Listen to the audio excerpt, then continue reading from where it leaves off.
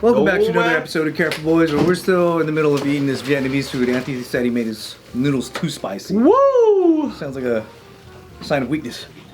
You're so weak. You want to arm wrestle? Dude, I'm down. No, we need Can for editing. You might break his arm, dude. Chill. Does anybody, till this day, still owe you money? Technically, yeah. Probably. Why is that technically? Well, actually, technically, no. What? Yeah, what was that? I had two. This is weird. I had two barbell employees before, and they were like in tough times. So the reason why I said technically, because I gave them $1,000 each. Alright, so you gave them $1,000 each? Right. I gave them $1,000 each to help them out, and I do remember like, hey, saying, you don't have to pay me back. Just help whatever, get yourself in order. We had some drama. They ended up leaving, and then they never paid me back. But then I also did say you don't have to. Oh, then they don't owe you money. You said you don't have to pay me back. Yeah. So that's why I was like, Technically, no. Yeah, Okay. yeah. But it's still always on the table to pay back, you know. Damn, you straight up. Okay. Who? Jeez. What? And didn't you like buy a bike for someone? Are you talking to me? No, Bart.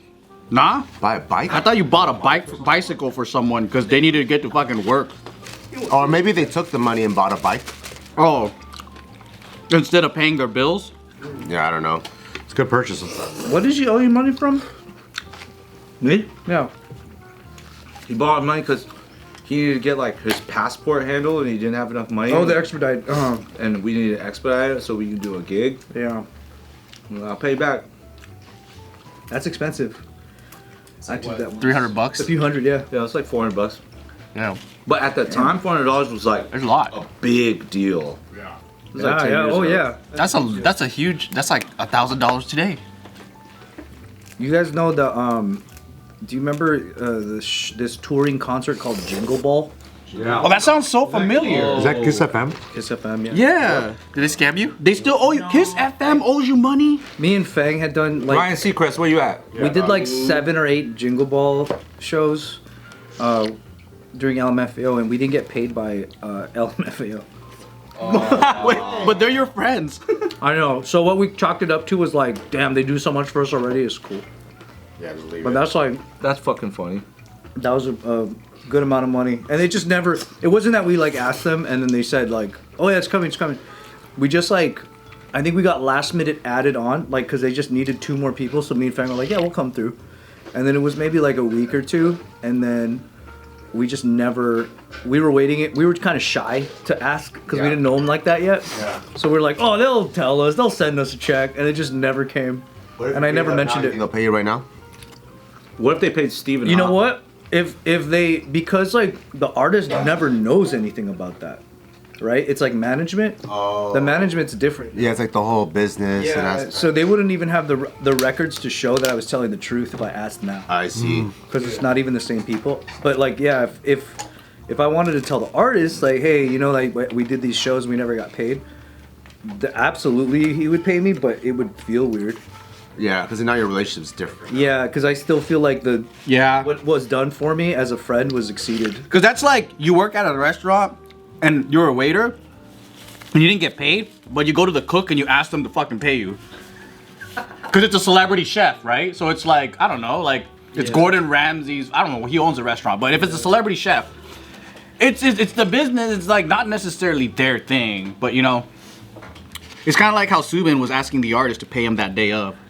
Or it's kind of like how, remember I told you that the company you used to work for owed money to us? They never paid us? Oh, yeah. No, it's like that. Like, they're not around anymore. Who am I going to ask? That happened to us like 3 times where we didn't get paid for 2 gigs, and one of them, our ex-manager stole money from us. Now, you guys were giving him money. Yeah. Dude, so there was a competition. There was a competition where we won, and this was in like South America, and it was like 8,000 euros or $8,000, whatever. We're like, sick, we won.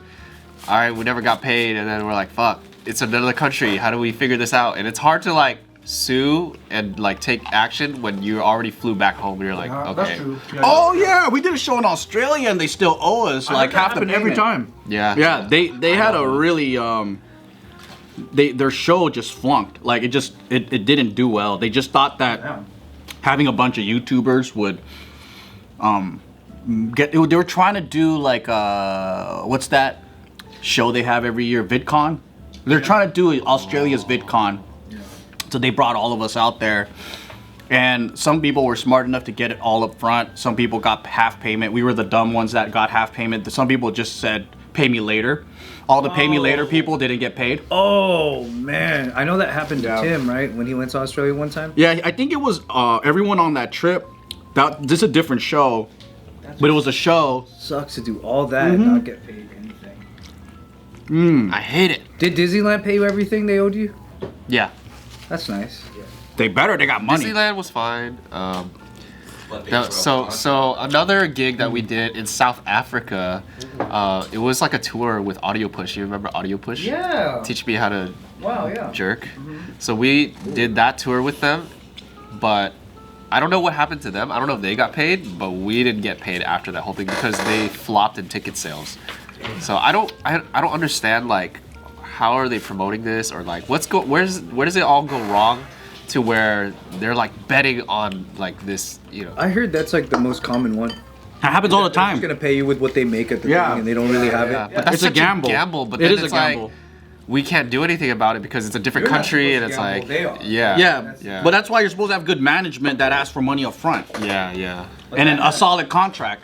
But the thing, I think I told you the story too, but this happened to us when we got caught in one of those things. We did like 5 shows for this one promotion company, and they were paying us every show based on what they were making at the show. We just didn't know it. So because we did 5 shows and they paid us for the first show, they had the money for the first show. The second show they paid us from the first, third from the second, fourth from the third. They fucking Ponzi the shows. They Ponzi the shows, but then by the 5th show, for some reason they didn't have enough budget to pay us. So we were like, well then we're not gonna go on. And they told us the night of the show, they were like, we just can't pay you at all, and we're about to go on. And you're like, well, I'm not gonna go on stage. So then the manager was like, our manager, who's really cool, his name's Dave. Yeah, I know Dave. Dave was like, well, you guys have a choice to make. Either you stick to your guns and you be like, we're not going on, sorry, or you just be cool to the fans and just do the show anyway. And we were novices at business and we chose to stick to our guns. And then so the club pulled a fast one, and they had a guy go on stage, make an announcement saying that we didn't want to go on because the club wasn't full enough. Oh, they pinned it on you guys. Fucked us on our reputation.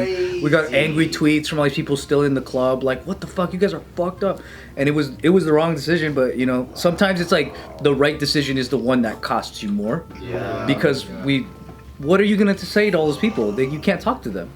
You could say, hey, so we didn't get paid, and Yeah, we did, but like their whole night is like ruined now over, you know, like they'll never see us the same way. They already bought tickets. They're already They there. don't really care about nuances, like when an artist is late or when something doesn't happen. Like you're as a fan, you just don't care. You're like, no, I came for this. so would you, let's say you were there like now, would you have made the same decision, or would? No, I would have completely just performed. You should have performed, and at the end, you could have been like, these motherfuckers ran out of money. We didn't even get paid for this, but we're doing this for you. Even that's a brilliant idea right there. Yeah. Fuck Golden Nugget Promotions. Whatever their company was, I don't know. Shout outs to Golden Nugget. I still want to do a show with you guys. I really want a show with you guys, so please don't, you know. But it's like when you look at the book of how to do business, you're not supposed to do that. But like, you know, in terms of where you are, like that was a regret. Like, damn, we should have done it anyway.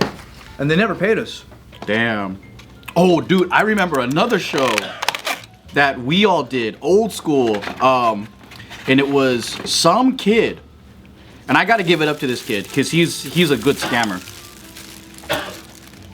He got me, our JK, Tim, Dumbfounded, Jason Chen, who else was there? Maybe JR Kino? No. Ricky Shucks. Ricky Shucks.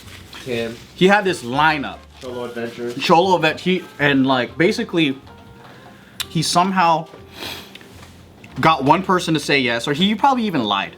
Yeah. And then everyone's like, "You doing the show?" And I'm like, "Well, yeah, I'm gonna do it if you do it." Right. None of us got a deposit. None of us got anything. No. But it was a local show because I think more local shows are more like, well, we don't have to pay to travel, so fuck it. And you know what? If Dumb's gonna be there, if everyone's gonna be there, I gotta go. You want something? And it was literally a shit show, dude. You go, it was raining. Yeah. There was like 3 people there.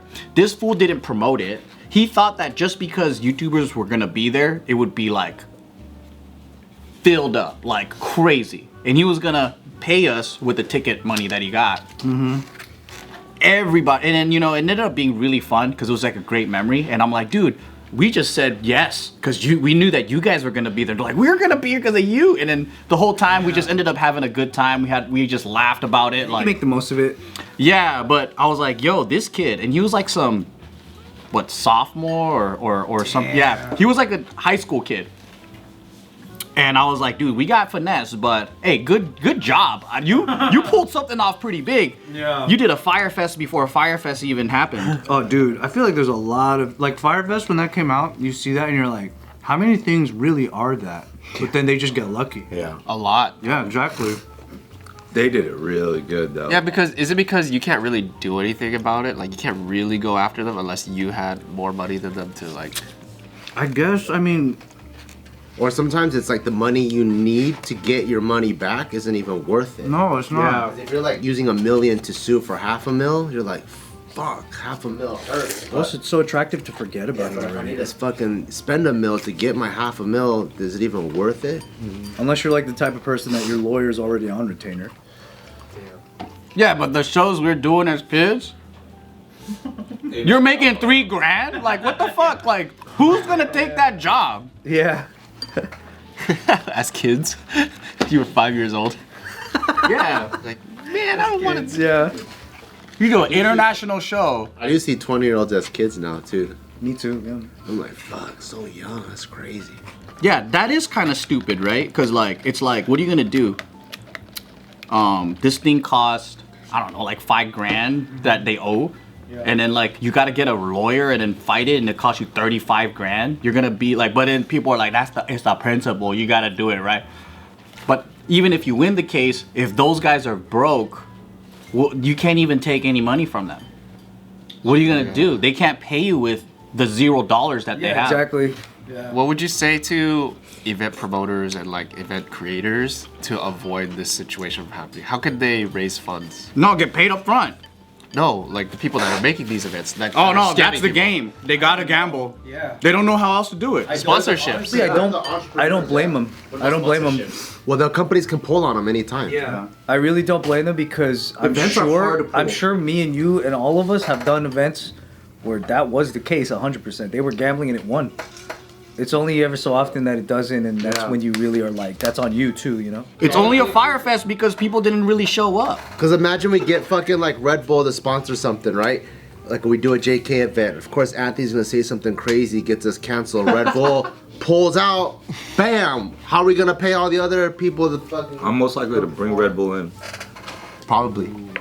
It's tricky because it's like when you make it and then you tell all the people below you not to do free shows. It's that mentality of like, but that's how you got to there. You know what I mean? Like you have to do the dicey things, I think, even if they're not ideal. Like everybody's road is full of that shit. I do think though that we were privileged to pay the price on like a new era of experiences. Cause like even with dance events today, it's like now the culture moved so that every like international dance event is like a giant camp. It's like a company that's throwing a big thing with multiple blah blah. Yeah. Whereas when we were first going out to do Some workshops guy. and perform, yeah, it's like some person at some studio or renting some studio is bringing like one person out, and like that was it. Nobody knew any credibility. There was a season where it's like people were just doing shit, and then if you got like fucked over, there would just be a black book of like interconnect. You just tell the next person, don't work with this guy. Or like if you got hit up, you would hit up your homies and be like, do I work with this guy? Yeah. But now it's like they're actual brands. They got IGs. They got like, you know, companies and followings and, you know, some sort of like, okay, that's credible. Yeah. But like we were fortunate because we were given these like crazy opportunities. So we also were fortunate enough to pay the price on like getting dicked over. Yeah. Fortunate. People come up these days on dance, they can make like 5 mil. Yeah. Back then it was like you lucky if you got 3 grand. Yeah. But that Absolutely. 3 grand felt like 5 mil back then. That 3 grand did definitely feel like 5 mil. Yeah.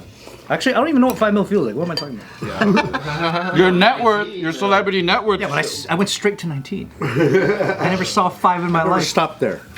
Kept going.